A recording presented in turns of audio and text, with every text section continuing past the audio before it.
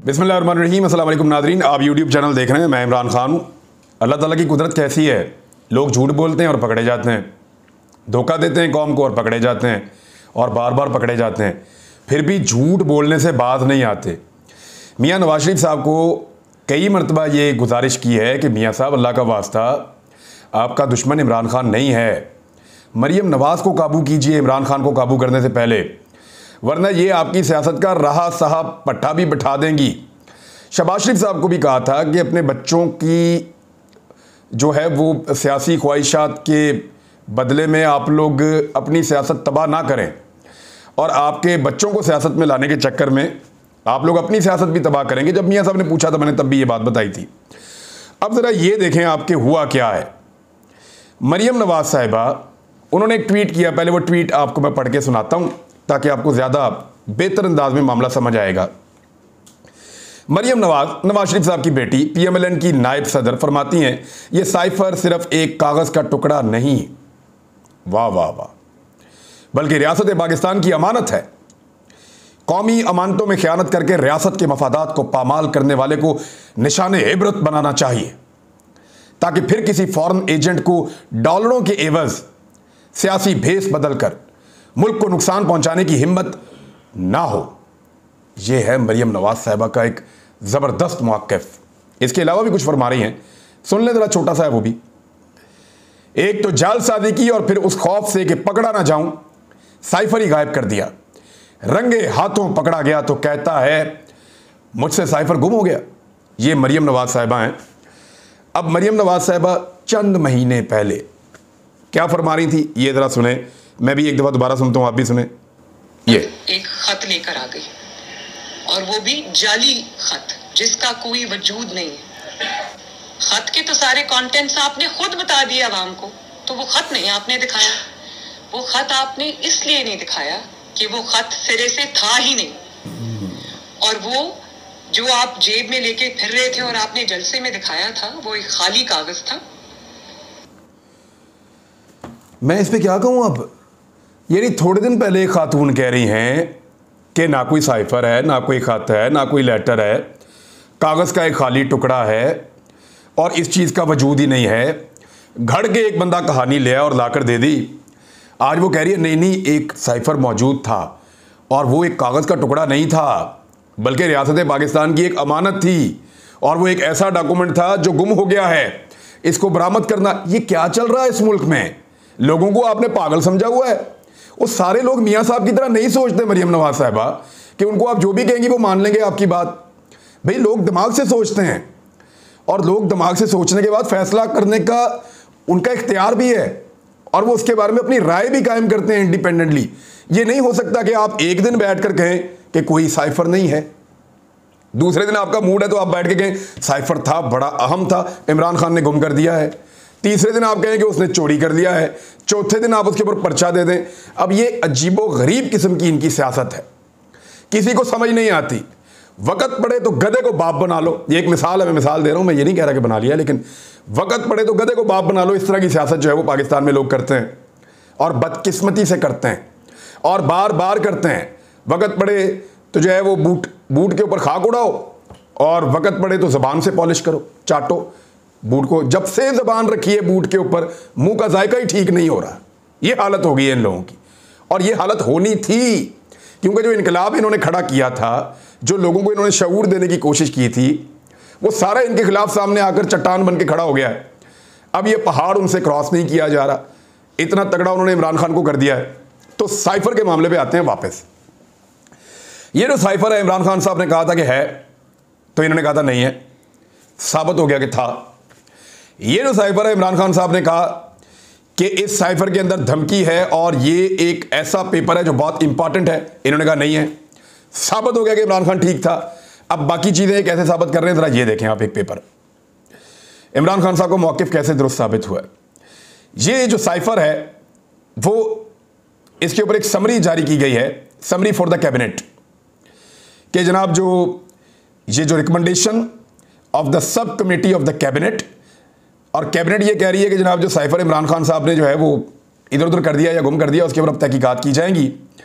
और उसमें ये लिखा है paper Washington cipher number 10678 dated 7 मार्च 2022 फिर सच साबित कर दिया। इमरान खान साहब कह रहे थे कि अमरीकी धमकी अमेज साइफर जो है वो आया था 7 मार्च को और तहरीक अदम एतमाद पेश की गई थी 8 मार्च को। अब ये जो लेटर है कैबिनेट का, यानी ये वैसे भी लिख सकते थे कि एक साइफर गुम गया है, डेट लिखे बगैर भी लिख सकते थे, सिर्फ साइफर का नंबर लिखकर भी लिख सकते थे कि एक साइफर गुम गया है। लेकिन अल्लाह ताला बेनकाब करता है ना। इमरान खान फिर सच्चे साबित हो गए। कैसे? इमरान खान साहब ने कहा था कि 7 तारीख को साइफर आया था, 8 तारीख को इन्होंने हुक्म पूरा करते हुए तहरीक अदम एतमाद जमा करवाई और बाद में ग्रेजुअली इन्होंने तहरीक अदम एतमाद कामयाब की और इस तरीके से उन्होंने पाकिस्तान में रिजीम चेंज ऑपरेशन मुकम्मल कर लिया।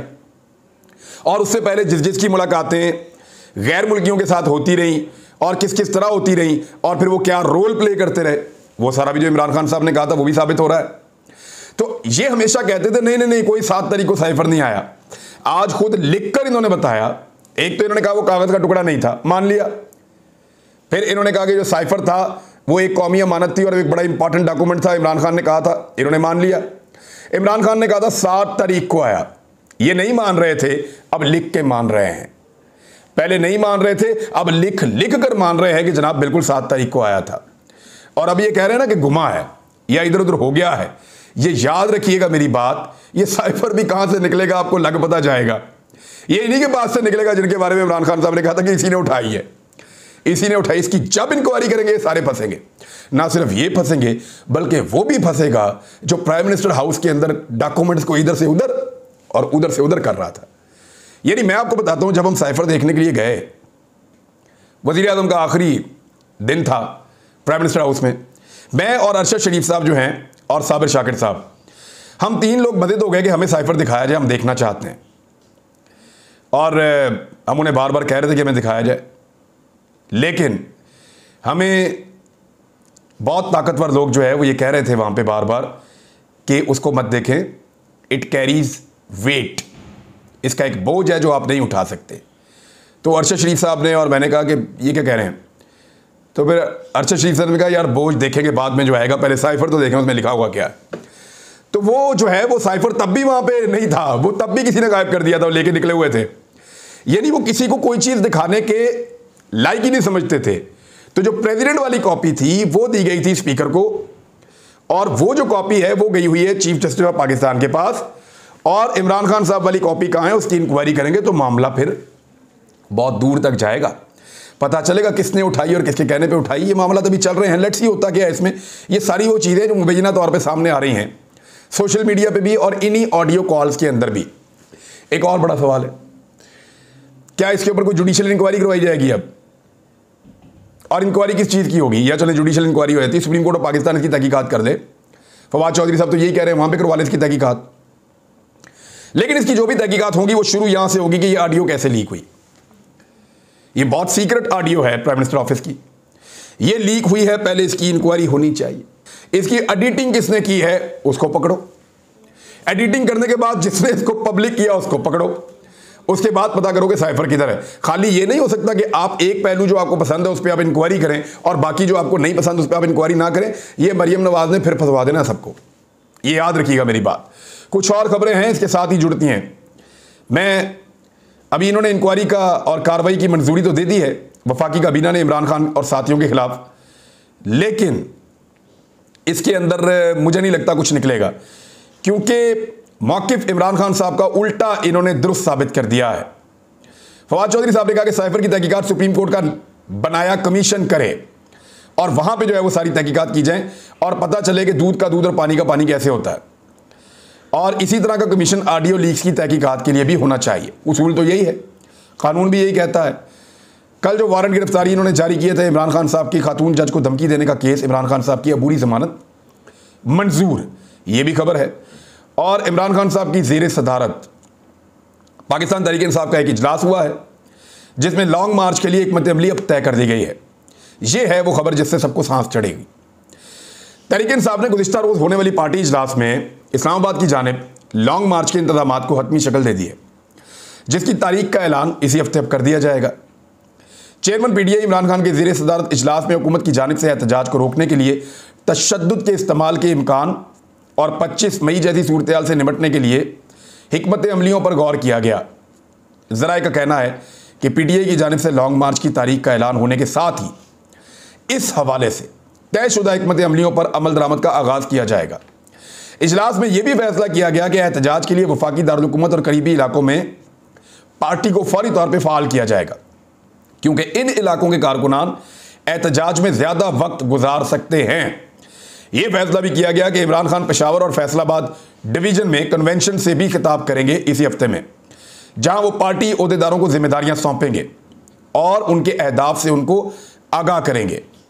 पीटीआई की जानिब से जारी बयान के मुताबिक इमरान खान ने अवाम पर जोर दिया कि वो महंगाई और माशी बदहाली है उसके खिलाफ बाहर निकलें। अब एक और चीज़ मैं आपको बताता हूँ, मंजूर वसान और समा टीवी क्या कम्बिनेशन है। ये मंजूर वसान वो आदमी है जो थोड़े दिन पहले हमारे सिंध के बहन भाइयों को डूबते हुए देख रहा था तो कश्ती में बैठकर कह रहा था वाह वाह मुझे तो वेनिस याद आ गया। यार मैं क्या कहूँ इसके ऊपर, यानी ऐसी सियासत को क्या कह सकते हैं आप कि एक आदमी कश्ती के अंदर बैठा हुआ है, गरीब हारी जब करीब आ रहे हैं खाना मांगने के लिए तो उनको ऐसे ऐसे कर रहा है, पीछे हो जाओ पीछे हो जाओ। आगा सराज दुरानी भी ऐसे ही करता है, ये सब ऐसे ही करते हैं, इनका स्टाइल ही है पीछे करो हटाओ इनको। कीड़े मकोड़े हैं ना, इंसान तो समझते ही नहीं, बेशर्मी है एक। अब वो कह रहा है जी कि, और समा टीवी ने इसको रिपोर्ट किया क्योंकि समा टीवी को ये खबरें बहुत पसंद है कि उन्होंने कहा हो सकता है इलेक्शन 1 साल के लिए मौखर हो जाए। हलवा है, ये कौम बेवकूफ़ है। आप 1 साल के लिए इलेक्शन आगे करेंगे और कौम कहेगी आपको हैप्पी बर्थडे टू यू। ऐसे नहीं हो सकता, इलेक्शन तो आपसे छीन कर ले लेगी ये कौम, और ये देखिएगा ये कौम आपसे इलेक्शन छीन कर ले लेगी। ख्वाहिशात के ऊपर कोई पाबंदी नहीं है। उधर किसान जो है उन्होंने भी पीर तक की डेडलाइन दे दी है। हुकूमत चारों तरफ से फंसती चली जा रही है, चारों तरफ से फंसती चली जा रही है। किसानों ने कहा जी कि पीर वाले दिन हमारे मुतालबात अगर मंजूर ना किए गए तो ये है डेडलाइन, और 5वें रोज में उनका धरना दाखिल हो गया है। डेडलॉक बरकरार है, मुज़ाकरात में बातचीत किसी नतीजे पर नहीं पहुंची। अच्छा मैं एक चीज़ आपको बता दूं, इन किसानों की क़यादत के अंदर कुछ बंदे ताकतवर लोगों के भी हैं, ये मैं आपको पक्की खबर दे रहा हूं। ये जो किसानों का एहतजाज है इसकी क़यादत के अंदर कुछ बंदे, नाम मैं नहीं ले रहा, वक्त आएगा तो लूंगा, वो ताकतवर लोगों के भी है और पीएमएलएन से बैकडोर चैनल राब्ते में भी है, और वो लगातार कोशिश कर रहे हैं कि कुछ भी करके मायूसी फैला के किसानों को यहां से वापस ले जाया जाए। लेकिन किसान डटे हुए हैं, और वो जो ओहदेदार हैं वो बेचारे इस वजह से ये खुल के काम कर नहीं पा रहे क्योंकि उनको किसानों के ओहदेदार के तौर पे भी रहना है, बड़े तगड़े ओहदेदार हैं, लेकिन वो ये कर नहीं पा रहे। किसान डट गए हैं, मामला जो है वो अब पीर पे चला गया है। देखना ये है कि इसमें से निकलता क्या है। खालिद हुसैन ने कहा कि राणा सनाउल्लाह के लहजे में तलखी थी, और उन्होंने मुलाकात में कहा कि रेड जोन में आए तो कहीं ऐसा ना हो इमरान खान के लिए की जाने वाली तैयारी मैं आपके ऊपर प्रैक्टिस कर लूं। मैंने उन्हें बताया कि किसान डरने वाले नहीं हैं। राणा सनाउल्लाह याद रखें हुकूमत आनी जानी चीज़ है, और फिर आपको भी फ़र्क पता चल जाएगा।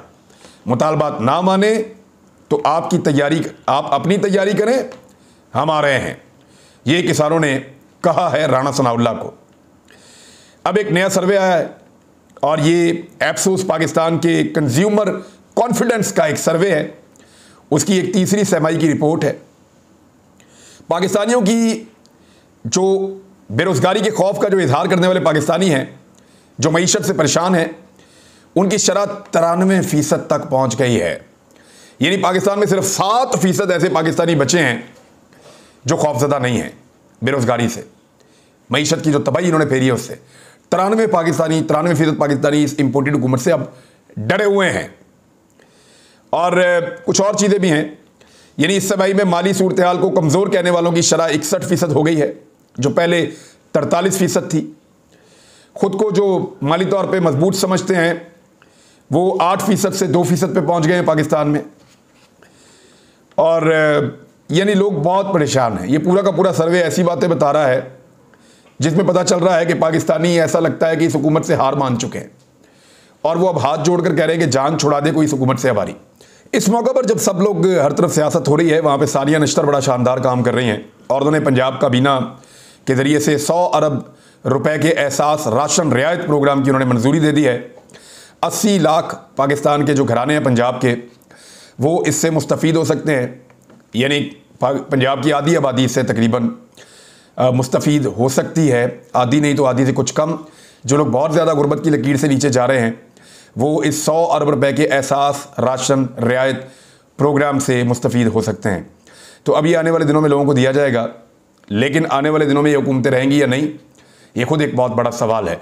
हमारा आज का कैंप जो है, मैं आपको जाते जाते बता दूं, वो मीरपुर आज़ाद कश्मीर में है। और वो इसलिए कि यहाँ के लोगों ने बहुत ज़्यादा दरख्वास्त की कि आप यहाँ पर आएँ और आकर हम भी हिस्सा लेना चाहते हैं अपने सैलाब से मुतासरा बहन भाइयों की मदद के लिए। और जो हमारे लिए हौसला अफजा खबर है वो ये है कि हम 600 मकानात पहले मरले में बलूचिस्तान में बनाने जा रहे हैं, जिसका आगाज़ हम मंगल वाले दिन से वहाँ पे कर लेंगे और आइंदा 1 से 1.5 महीने में आपको 600 घर दिखाएंगे जो हमने बनाए होंगे इंशाअल्लाह।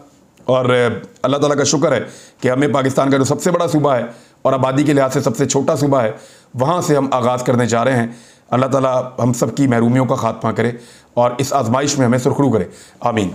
बहुत शुक्रिया आपका, अपना ख्याल रखिएगा, अपने चैनल का भी। अल्लाह हाफ़िज़।